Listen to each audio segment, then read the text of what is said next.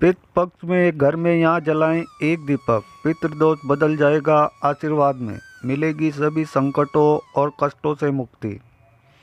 नमस्कार दोस्तों, स्वागत है आप सभी का एक बार फिर से। दोस्तों, भाद्रपद मास की पूर्णिमा से सात पक्ष शुरू होकर अश्विन मास की अमावस्या पर समाप्त होते हैं।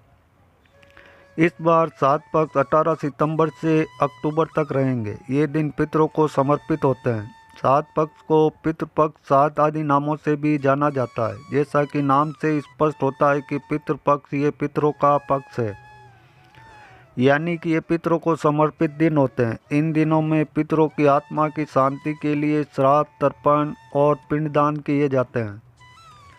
धार्मिक मान्यताओं के अनुसार पितृपक्ष के दौरान पूर्वजों का तर्पण, श्राद्ध नहीं करने से पितृदोष लगता है। पितृपक्ष पितरों को प्रसन्न करने और उनकी कृपा प्राप्त करने के लिए बहुत ही खास दिन माने जाते हैं। माना जाता है कि पितृपक्ष के दौरान श्रद्धापूर्वक अपने पितरों को कुछ किया जाए तो उससे पितर अतिशीघ्र ही प्रसन्न हो जाते हैं और अपनी कृपा बरसाते हैं। हिंदू धर्म में पितृगण को देवतुल्य माना गया है। शास्त्रों के अनुसार जिन पर पितरों की कृपा होती है उन्हें सभी देवताओं का आशीर्वाद प्राप्त होता है। पितृपक्ष पितरों को समर्पित होते हैं, इसलिए इस दौरान कोई भी शुभ और मांगलिक कार्य न करें। पितृपक्ष के दौरान पितरों की आत्मा की शांति के लिए श्रीमद् भागवत गीता का पाठ अवश्य करें। पितृपक्ष की सात पक्ष जिसे करना कद भी कहा जाता है, ये वह समय होता है जब हमारे पूर्वज धरती पर होते हैं और हम सात कर्म करके उनका आशीर्वाद प्राप्त करते हैं। हिंदू धर्म में मृत्यु के बाद श्राद्ध करना बेहद ही जरूरी माना जाता है। मान्यता है कि अगर अपने पूर्वजों का तिथि पूर्वक श्राद्ध और तर्पण नहीं किया जाए तो उन्हें इस लोक में मुक्ति नहीं मिलती है और वे संसार में ही भटकते रहते हैं। बृहदेवर्त पुराण के अनुसार देवताओं को प्रसन्न करने से पहले मनुष्यों को अपने पितरों यानी कि पूर्वजों को प्रसन्न करना चाहिए। पितृदोष सबसे जटिल कुंडली दोषियों में से एक है। पितरों की शांति के लिए हर वर्ष भाद्रपद मास के शुक्ल पूर्णिमा से अश्विन मास की अमावस्या तक पितृपक्ष श्राद्ध होते हैं। इस दौरान कुछ समय के लिए यमराज पितरों को आज़ाद कर देते हैं ताकि वे अपने परिजनों से शोध ग्रहण कर सकें। माना जाता है कि जिस घर के पितर अपने परिवार के लोगों से खुश रहते हैं उस घर के लोगों को देवी देवताओं का भी आशीर्वाद प्राप्त होता है। शास्त्रों के अनुसार जिन लोगों के पितर उनसे प्रसन्न नहीं होते उन्हें पितृदोष का श्राप मिलता है। माना जाता है कि जिस घर में पितृदोष का श्राप लगता है उस घर के सदस्य कभी भी सुखी नहीं रहते और न ही वे जीवन में सफलता प्राप्त कर पाते हैं। तो दोस्तों, आज के इस वीडियो में हम आपको पितृपक्ष में किया जाने वाला एक बहुत ही आसान और असरकारक उपाय बताने जा रहे हैं। उस उपाय को करने से भगवान विष्णु और माँ लक्ष्मी जी की असीम कृपा प्राप्त होती है। बिगड़े काम बनने लगते हैं, साथ ही पितरों का भी आशीर्वाद मिलता है। पितरों के आशीर्वाद से घर में सुख समृद्धि चली आती है, खुशहाली और शांति बनी रहती है। इसके साथ ही परिवार के सभी सदस्यों को हर कार्य में सफलता प्राप्त होती है और जीवन के सभी कष्टों और दोषों से मुक्ति मिलती है।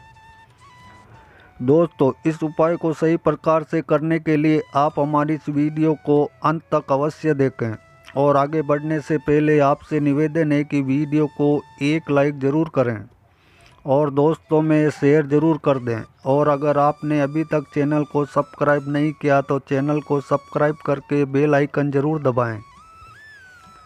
तो दोस्तों, वैसे तो ये उपाय पितृपक्ष में रोज़ाना करना चाहिए क्योंकि ये 16 दिन पितरों को समर्पित होते हैं, लेकिन रोज़ाना ना कर सके तो पितृपक्ष की पूर्णिमा, पितृपक्ष की अमावस्या और पितृपक्ष की एकादशी के साथ ही आपके पितरों की जो मृत्यु तिथि है उस दिन आप इस उपाय को अवश्य ही करें और पितृपक्ष की अमावस्या पर भी अवश्य करें। ये उपाय आपको संध्या काल या फिर रात्रि के समय करना है। इस उपाय को सुबह या दोपहर में ना करें। इस उपाय को करने के लिए आप अच्छे से मुंह हाथ पैर धोकर साफ हो जाएं और स्वच्छ वस्त्र धारण करें। इसके बाद एक दिया तैयार करें। दिए में एक रोई की बाती लगाएं और शुद्ध घी भरकर, शुद्ध घी अगर ना हो तो दिए में आप सरसों का तेल भरें और इसमें थोड़े से काले तिल डाल दें। इस उपाय को करने के लिए आप मिट्टी का, पीतल का या आटे का कैसा भी दिया ले सकते हैं। अगर आप आटे का दिया ले रहे हैं तो ध्यान रखें आटा साफ होना चाहिए और आटे में नमक नहीं होना चाहिए। दिया बनाने के बाद आप अपने घर के दक्षिण कोने को साफ करें। अगर आपके घर के दक्षिण कोने में स्टोर रूम है या बाथरूम वगैरह बना है या खाली स्थान नहीं है तो आप अपने रसोई घर के सबसे दक्षिण कोने को साफ करें। अगर रसोई घर में भी ऐसा साफ स्थान नहीं है तो आप अपने किसी कमरे में दक्षिण कोने को साफ करके वहां पर इस दिए को रखें। अगर किसी कमरे में भी ऐसी जगह नहीं तो आप अपने मंदिर के पास साफ स्थान पर इस दिए को रखें।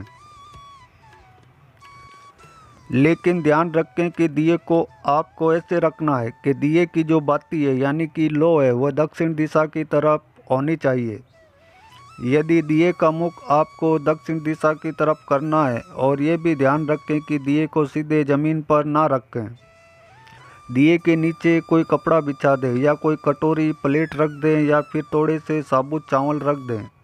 सीधे ज़मीन पर दिया ना रखें। सीधे ज़मीन पर रखा हुआ दिया अपूर्ण माना जाता है। दिया जलाने के बाद सबसे पहले आप भगवान श्री गणेश को प्रणाम करें, फिर भगवान विष्णु और माँ लक्ष्मी जी को प्रणाम करें। इसके बाद पितरों देवी को प्रणाम करें। भगवान से अपने पितरों की आत्मा की शांति और मुक्ति की प्रार्थना करें। इसके बाद पितरों से पितृदोष से मुक्ति की प्रार्थना करें। इसके बाद आप भगवान विष्णु जी के महामंत्र ओम नमो भगवते वासुदेव का 11 बार जप करें। मंत्र का जप करने के पश्चात आप पितृदेव के इस मंत्र का 108 बार जाप करें। मंत्र इस प्रकार है, ओम पितृदेवता नाम। इस मंत्र का आपको 108 बार जाप करना। आप किसी भी माला पर जिस पर आप मंत्र का जाप करते हो उस पर भी इस मंत्र का जाप कर सकते हैं, या फिर उंगलियों पर गिनकर या माचिस की तीली या मिर्च के दाने पर गिनकर भी आप इस मंत्र का जाप कर सकते हैं। दोस्तों ध्यान रखें कि इस मंत्र का जाप आपको दक्षिण दिशा की तरफ मुख करके करना है। शास्त्रों में बताया गया है कि पितृलोक दक्षिण दिशा में है। दक्षिण दिशा पितरों की दिशा होती है। इस दिशा में पितरों का वास होता है। 7 पक्ष में दक्षिण दिशा में इस प्रकार दिया जलाने से और मंत्र का जाप करने से पितृदेव की असीम कृपा प्राप्त होती है और पितृदोष पितरों का आशीर्वाद में बदल जाता है। मंत्र का जाप करने के बाद आप अपने पितरों को, अपने पूर्वजों को प्रणाम करें और सभी कष्ट, दुख, दरिद्रता को दूर करने की प्रार्थना करें। दोस्तों इस उपाय को करते समय कुछ बातों का विशेष ध्यान रखें।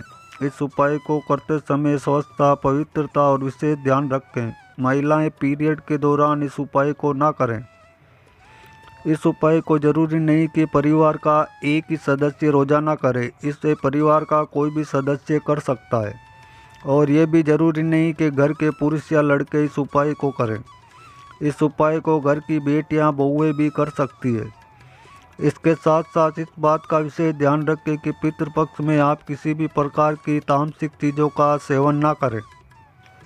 पितृपक्ष में प्याज, लहसुन, मीट, अंडा, तंबाकू, सिगरेट, शराब आदि चीज़ों का भूलकर भी सेवन ना करें और ये दिया आप अपने घर पर ही जलाएं। अगर आप किसी और के घर पर गए हुए हैं तो किसी और के घर में आप इस दिए को अपने पितरों के नाम से ना जलाएं। ये उपाय आपको अपने घर पर ही करना है। पितृपक्ष के दौरान कोई भी शुभ कार्य नहीं करना चाहिए। इस दौरान कोई वाहन या फिर नया सामान ना खरीदें। रोजाना की ज़रूरत के अलावा कोई भी नया सामान पितृपक्ष में नहीं खरीदना चाहिए। पितृपक्ष के दौरान नाखून भी नहीं काटने चाहिए। पितृपक्ष में बाल भी नहीं काटने चाहिए और दाढ़ी मूछें भी नहीं बनानी चाहिए। पितृपक्ष में गायों, ब्राह्मणों, कुत्तों, चींटियों, बिल्ली आदि को भोजन अवश्य ही कराना चाहिए। पितृपक्ष के दौरान कोई भी सौंदर्य प्रसाधन की चीज़ लगाने से भी बचें। पितृपक्ष के दौरान लड़ाई झगड़े ना करें, प्रेम से रहें, किसी की निंदा भी ना करें। पितृपक्ष में किसी की चुगली ना करें। पितृपक्ष के दौरान इन सभी बातों का विशेष तौर पर ध्यान रखें। तो दोस्तों अगर आपने दिया चावलों पर रखकर जलाया है तो अगले दिन सुबह उठकर आप उन चावलों को पक्षियों को डाल दें। अगर आपने आटे के दिए का इस्तेमाल किया है तो उस दिए को भी आप पक्षियों को डाल दें। अगर मिट्टी या फिर पीतल का दिया इस्तेमाल किया तो आप उस दिए को दोबारा इस्तेमाल कर सकते हैं।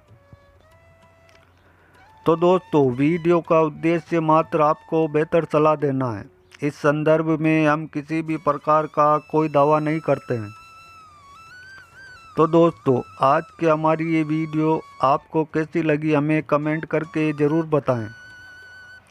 अगर आपको हमारी वीडियो अच्छी लगी हो तो वीडियो को एक लाइक ज़रूर करें, और अगर चैनल पर पहली बार आएँ तो हमारे चैनल MD मोटिवेशन टिप्स को सब्सक्राइब करके बेल आइकन दबाकर ऑल पर सेट कर लें।